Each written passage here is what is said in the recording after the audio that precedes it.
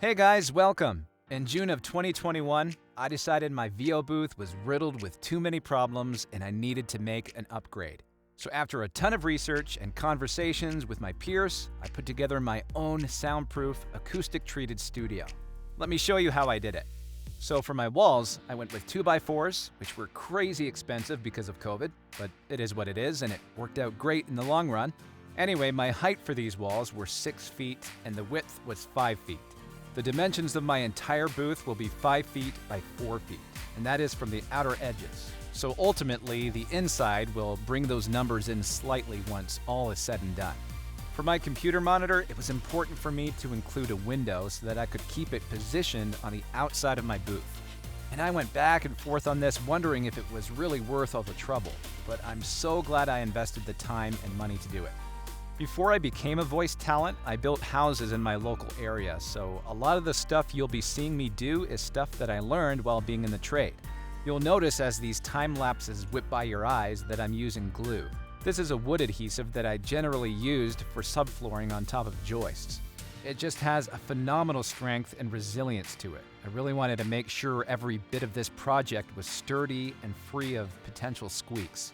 Because ultimately, our voices rumble and vibrate things, even if we don't hear it with our naked ears.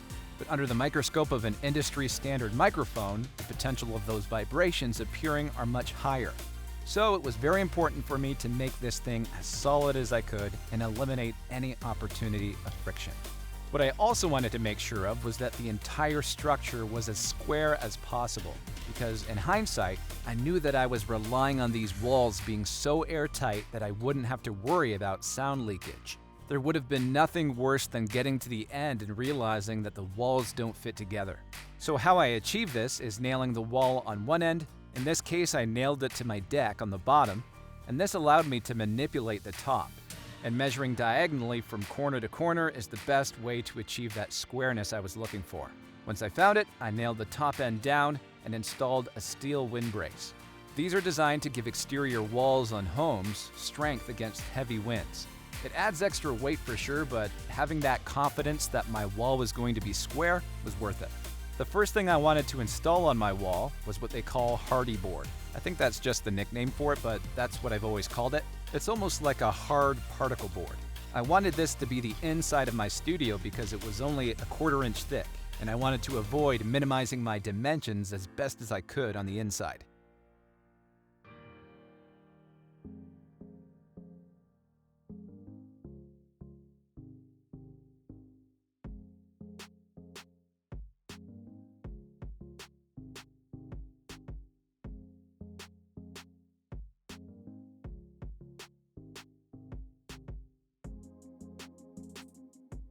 I used rock wool bat insulation in between the studs, which worked really great. And on top, facing outside the studio, I used a new material called Sonopan, or Sonopan I think it's called. It's only 1 inch thick, and the noise canceling capabilities of this stuff is really incredible. I highly recommend checking them out. And lastly, I covered that with 5/16 drywall. Why? Mainly for cosmetics. Looks a little cleaner and also provides another layer of density, which will ultimately enhance my defense against outside sound coming in. The next thing I did was ordered a giant roll of Home Depot's cheapest carpet. Obviously, I calculated the exact amount I would need to minimize waste, and this whole process went really smoothly.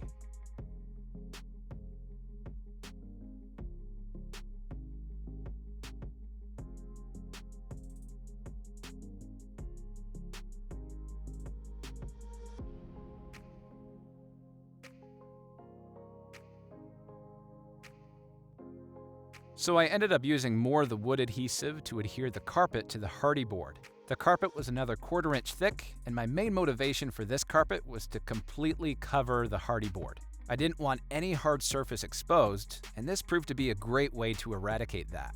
And again, it added yet one more layer of density to my wall without losing too much space inside my studio.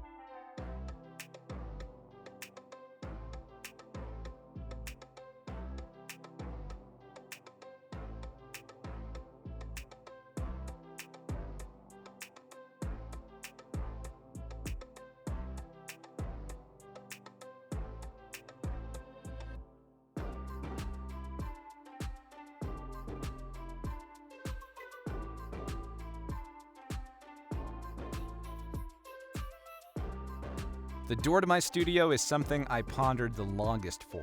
My original plan was to create a hinged door, but keeping the density of the door wasn't making sense in my head, especially in terms of a door with hinges.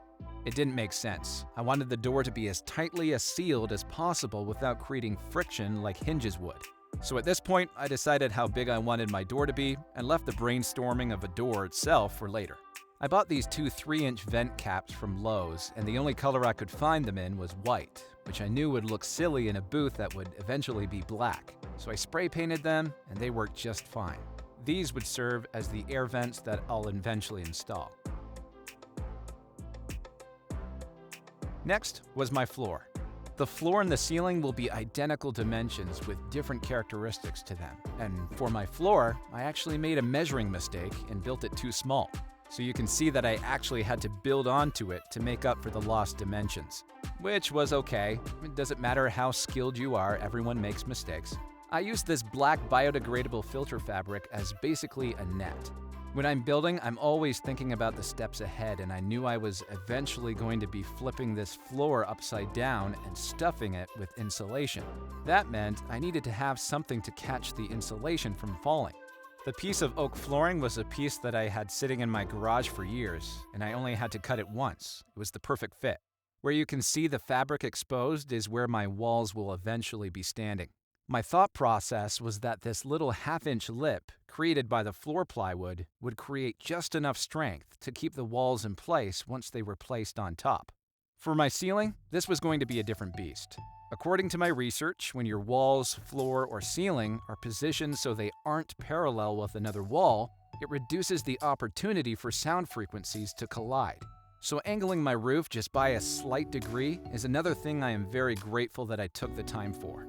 So I built the roof at its normal dimensions and then added these angle cut pieces to shape my ceiling.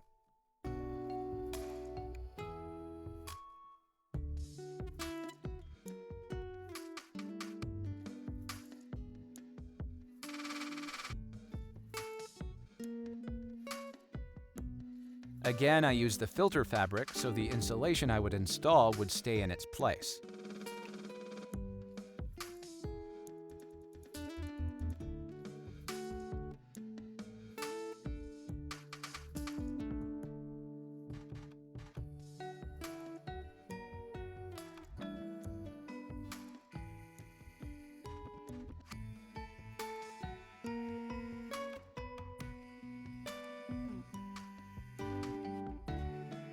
Then from there, I installed hardy board for my ceiling and wrapped it in the 1/4-inch carpet, all the while maintaining that channel around the ceiling where my walls would rest.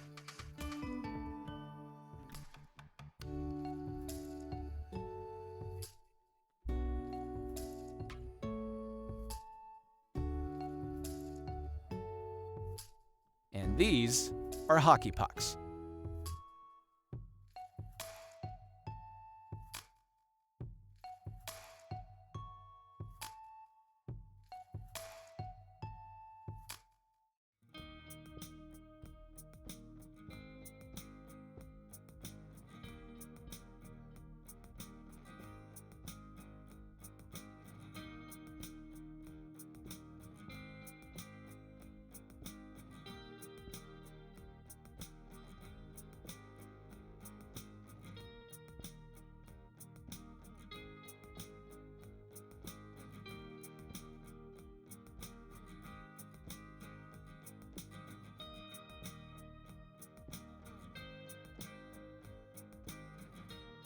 So a common theme in this video is reducing vibration, and these pucks were an idea I had to eliminate any rumblings making their way through my floor, up my walls, and into my mic.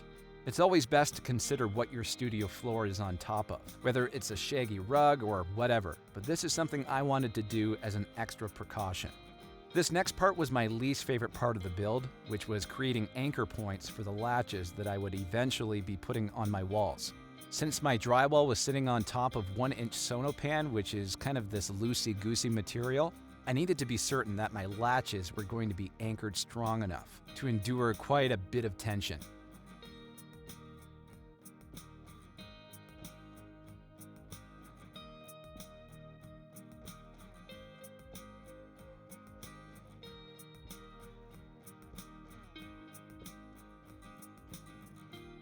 Next was a 2x4 trim wrapped in carpet.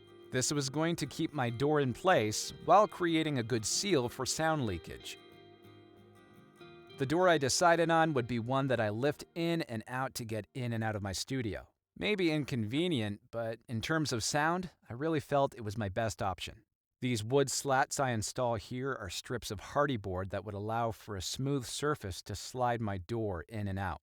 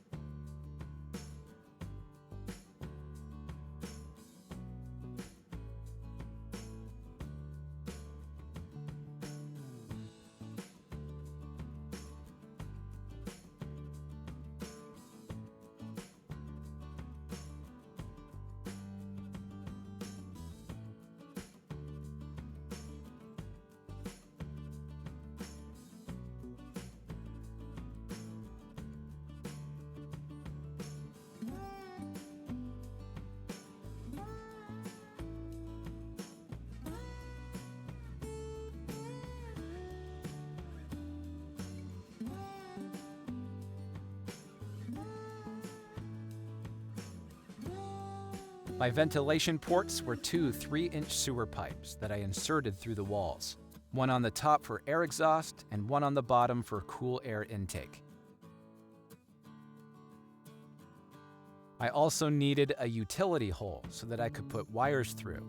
Ensuring no sound leakage through this hole became an obstacle I'd solve later. And then, the fun began.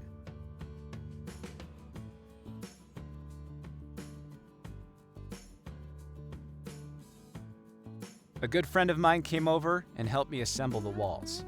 The latches worked great. The seals in every corner were awesome, but there was one problem with the ceiling.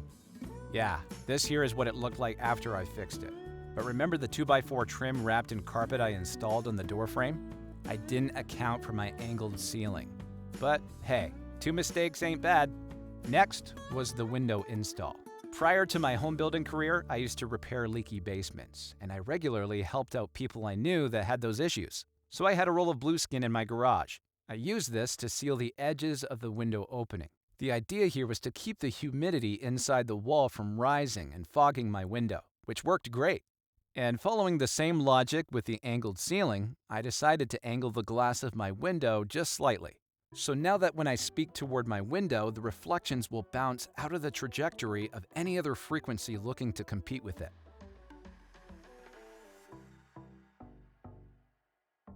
And then it was time to build my ventilation system, which were these wooden boxes I made with channels that weaved in and out, creating a maze for my ductwork to follow. The idea here is that having an opening such as an intake and outtake hole creates noise leakage. So creating a maze for sound to travel through largely mutes the sound from one end to another. The fan that I bought was one I found on Amazon, and it's a square fan that I built a box around to essentially force the air through the ductwork and into my studio. There's a hole on the back of the box for the fan to suck air in, and it's facing the inside of the box to get maximum air pressure through the hose. Now, for acoustic treatment, I decided to layer 3 towels on top of each other on each wall and the ceiling. This created a great absorption and honestly sounded like it could have been enough on its own. But of course, there was still more to come. And then I installed my desk, which was a piece of barn pine wrapped in a moving blanket. I guess it's not too late to mention that during the whole process of building the studio, my family and I were in the process of moving. So as I neared the end of the build, I realized there were some things I would be better off doing in the new place. And one of those things was the interior. So the cool professional look that you'll see in a minute was something I finally was able to do once we were settled in our new place. But the next piece of the puzzle was the last thing I did at our old place, and I really should say we because my awesome wife sewed me some phenomenal bass traps, which I designed and she sewed together for me. I simply cut some pieces of moving blanket and formed them into a triangle with a cap on the top and a cap on the bottom, and stuffed them with triangular pieces of rock wool. I was so happy with the results, and they really make a difference. We got moved in, I'm all set up, and I'm super happy with how all the pieces came together. The ventilation system works great, my sound is awesome, and even the look of it is something I'm very, very happy with.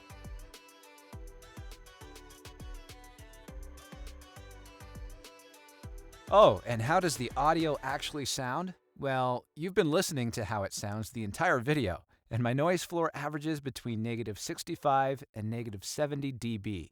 With my fan on, it's -60 dB, but I only use my fan when I need the door closed for long periods of time. I hope you enjoyed the build. Please let me know what you thought about it in the comments below.